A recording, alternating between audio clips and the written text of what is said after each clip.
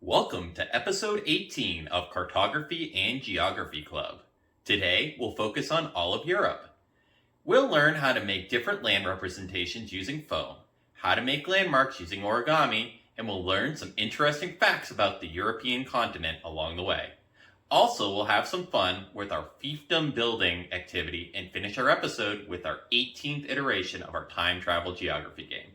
Today, you'll need your starter pack and the foam and origami expansion pack. So let's jump in.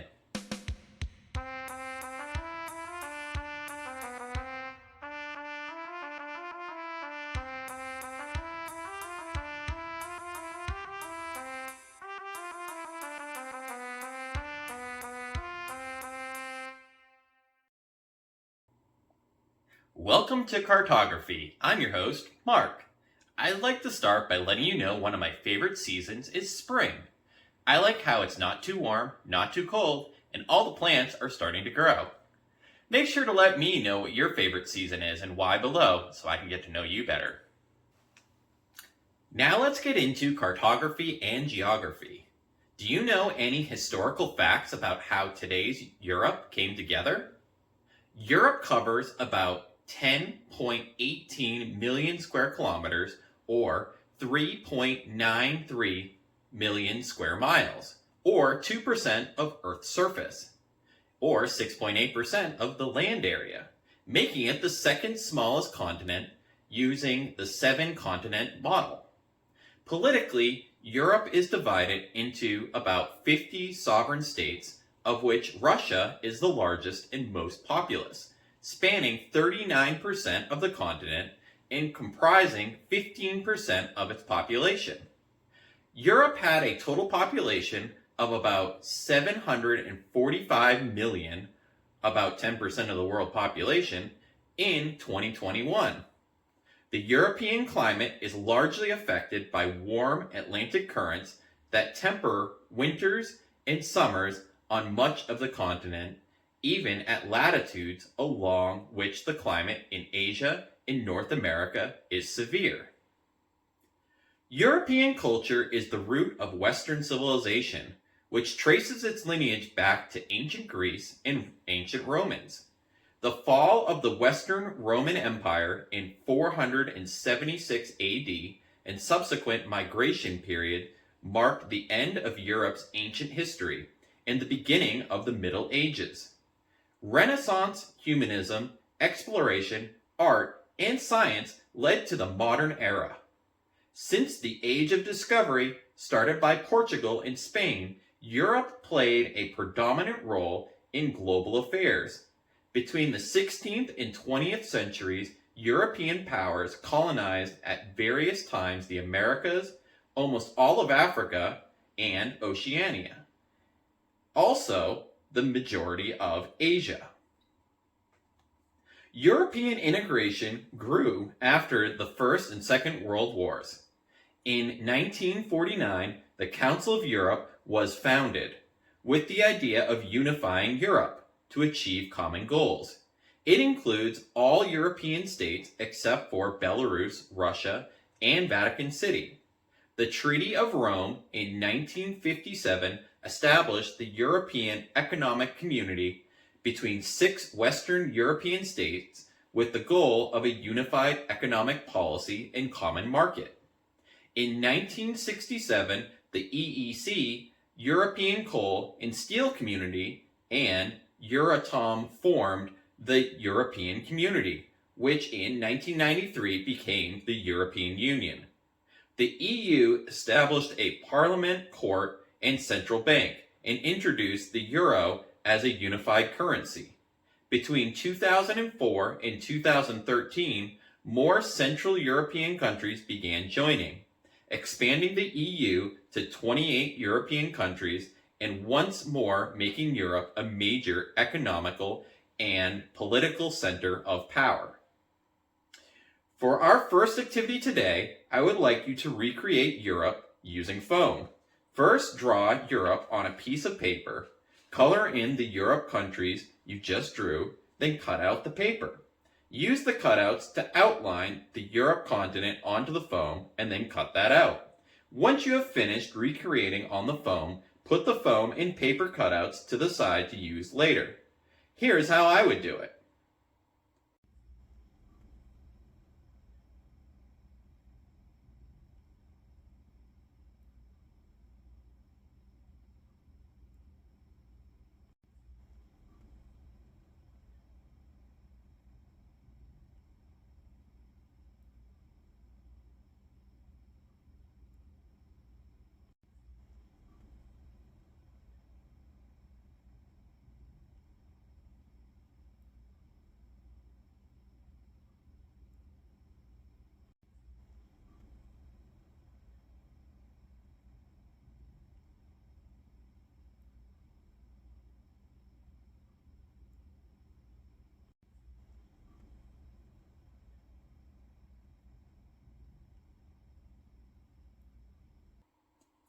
Now let's cover some of Europe's notable features. The Trans-European Inland Waterway Network is one of the number of the Trans-European Transport Networks, or TEN-T, of the European Union. It is made up of rivers and canals and the various branches and links which connect them. In particular, it makes it possible the interconnection between industrial regions and major population centers and links them to ports. The entire system allows the passage of a vessel or a push train of 85 meters or 280 feet long and 9.5 meters or 31 feet wide. In addition, inland ports are part of the network as part of interconnection between the inland waterways. Each port is equipped with transshipment facilities for intermodal transportation or with an annual freight traffic volume of at least 500,000 tons. Stack a separate piece of paper on top of your Europe map paper and then put your light up board. Add the major waterways to the separate piece of paper, making sure to draw it thick enough to make it easier to cut out in foam. Once complete, cut out the waterways from the paper and outline it on the foam. Cut out the foam and put it aside for later. Here is how I would do it. The Trans-European Rail Network is made up of the Trans-European High-Speed Rail Network as well as the Trans-European Conventional Rail Network. The rail network is also one of the TEN-T of the European Union. The railway was specifically designed to play an important role in long-distance passenger traffic and provide interconnection with airports, ports, and freight transportation. Use the same technique used for making the waterways for some of the railways. Here is how I would do it. Make sure to put the rail aside to be used for later.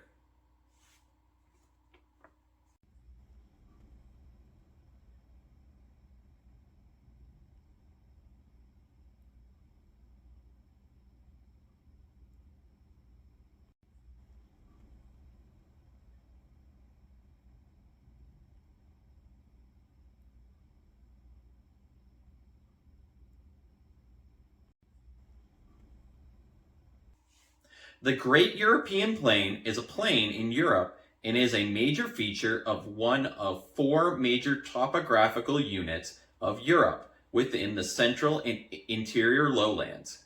It is the largest mountain-free landform in Europe, although a number of highlands are identified within it. The European plain was once largely covered by forests before human settlement and the resulting deforestation that occurred.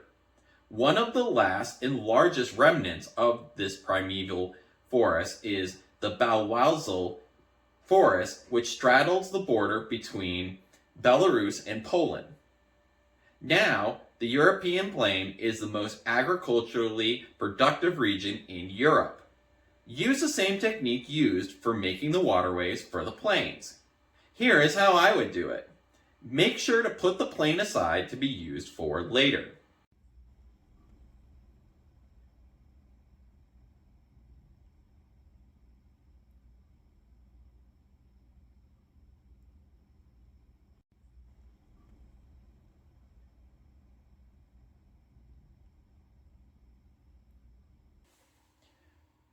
The Carpathian Mountains are a range of mountains forming an arc across Central Europe, roughly 1,500 kilometers or 930 miles long.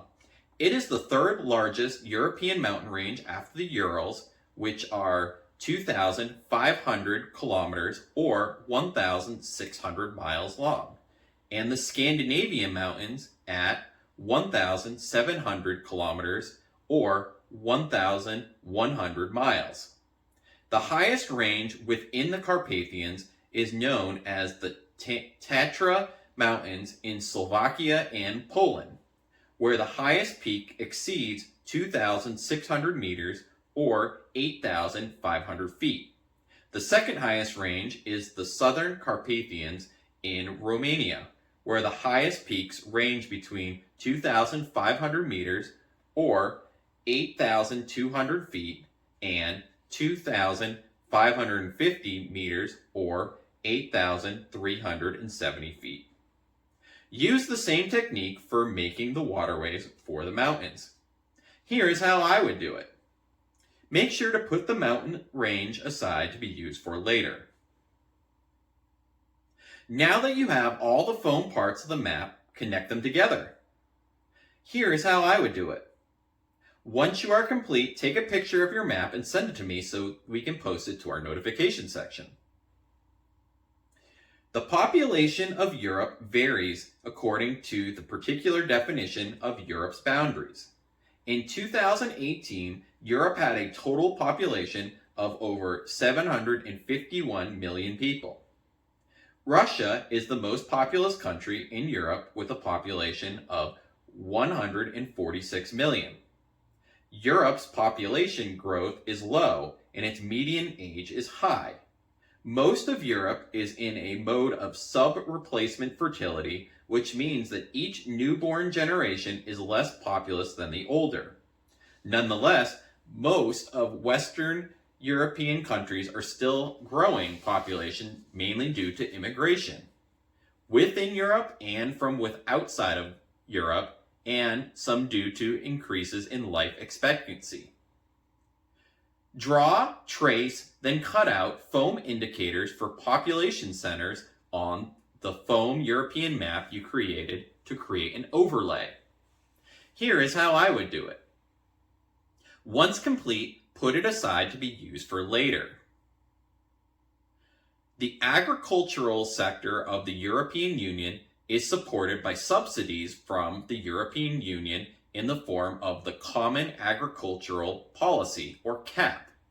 In 2013, this represented approximately 45 billion euros, less than 33% of the overall budget of 148 billion euros of the EU's total spending.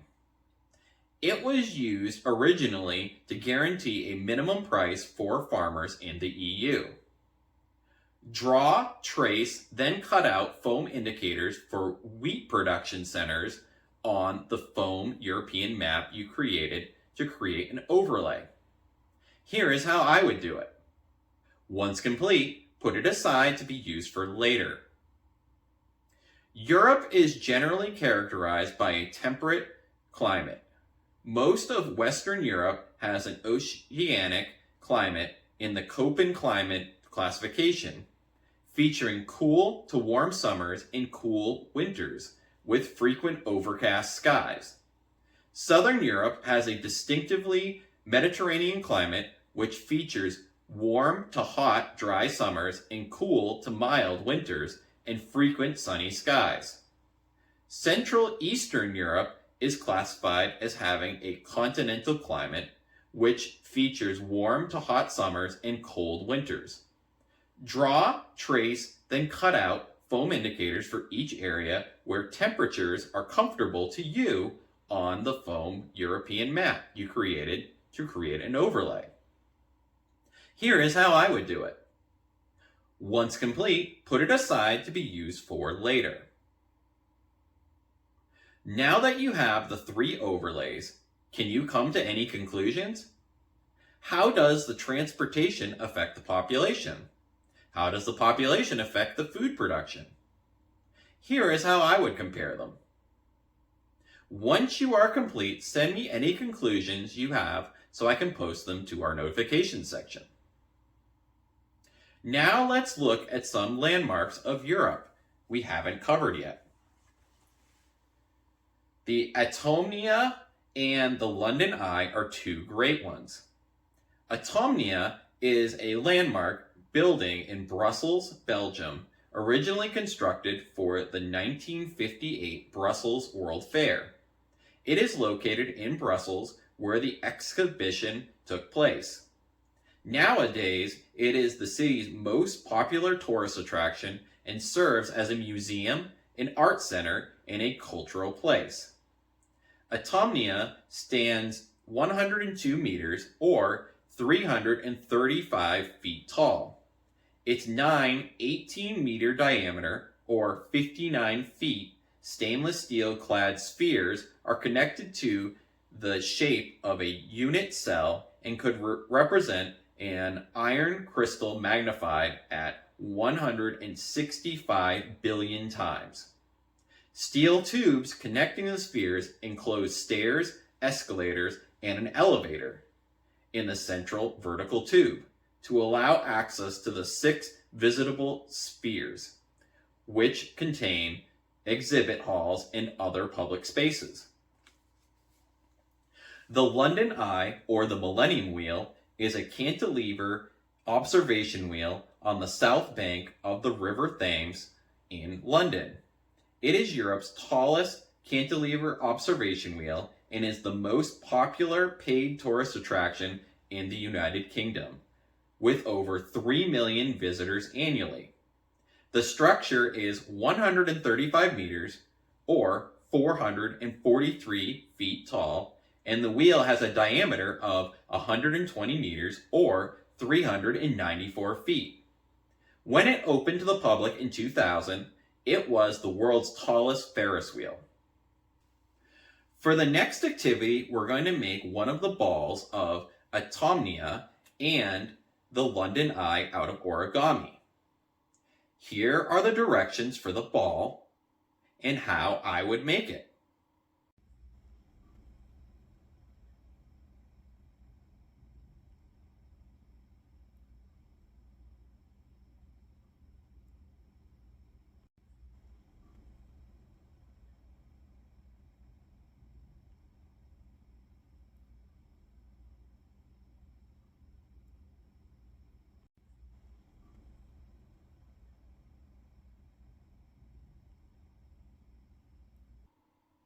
Now, here are the directions for the wheel and how I'd make that one.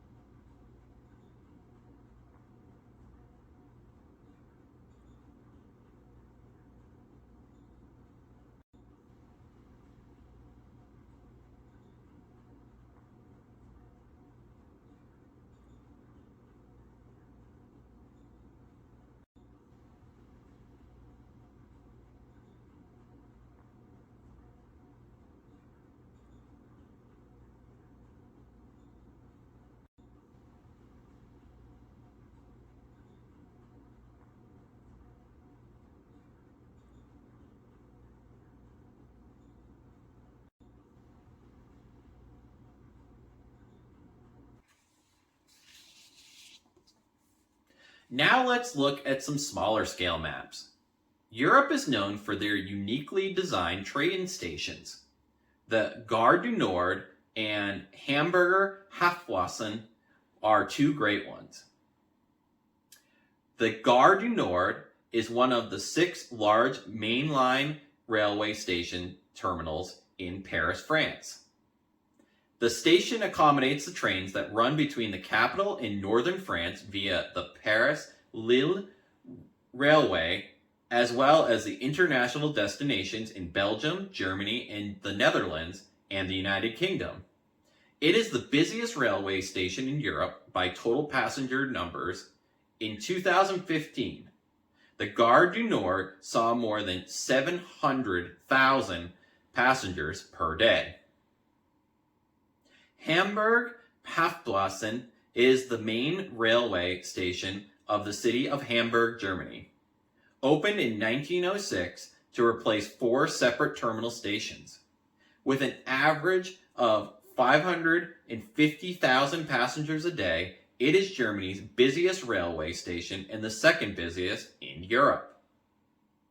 On a separate piece of paper, I'd like you to create a train station using elements of other European architecture. Here is how I would do it. Once you have completed the station, take a picture of it and send it to me so I can feature it in our notification section.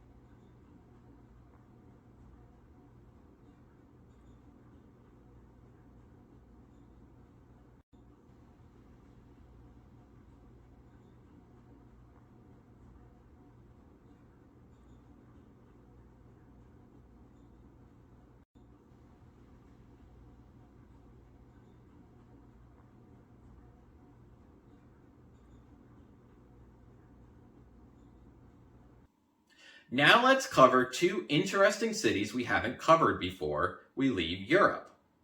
Oslo and Vienna are 2 great ones. Oslo is the capital and most populous city of Norway. It constitutes both a county and a municipality.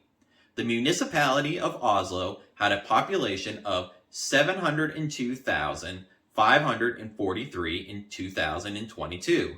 While the city's greater urban area had a population of 1,019,513 in 2019. Oslo is the economic and governmental center of Norway. The city is also a hub of Norwegian trade, banking, industry, and shipping. It is an important center for maritime industries and maritime trade in Europe and beyond. The city is home to many companies within the maritime sector, some of which are among the world's largest shipping companies, shipbrokers, and maritime insurance brokers. It is a pilot city of the Council of Europe and the European Commission Intercultural Cities Program. Vienna is the capital, largest city, and one of 9 states of Austria. Vienna is Austria's most populous city and its primate city, with about 2 million inhabitants. It is the cultural, economic, and political center of Vienna. It is the 6th largest city proper by population in the European Union and the largest of all cities on the Danube River. Vienna regularly hosts urban planning conferences and is often used as a case study by urban planners. Between 2005 and 2010, Vienna was the world's #1 destination for international congresses and conventions. It attracts over 6.8 million tourists a year. During European medieval times, multiple fiefdoms arose across the countryside of countries we now know. A fiefdom is the property owned by a lord. For today's activity, I'd like you to build a fiefdom that can feed as many people as possible. You will start with 100 food, 100 wood, 100 stone, and have 100 years. Make sure to include defenses so that invaders cannot steal your food. Each year, invaders will steal 10 food until you have 10 defense in structures.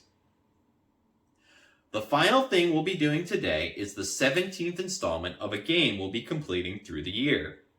It is the near future and you are a detective for a time travel company. A group of criminals called the agent are going back in time to change the past. It is your responsibility to determine when, where, and what they're going to steal based on clues sent to us. Today's clues are rock that helped us understand hieroglyphics, where it currently is, and the year it was captured from the French. Send your answers in with your name for Season 1 points to be posted in our notification section. That's all for episode 18 of Cartography and Geography Club. I hope you had fun, and I look forward to next week's episode where we'll start our African classes by looking at Northern Africa and using our wood expansion pack. Have a great week!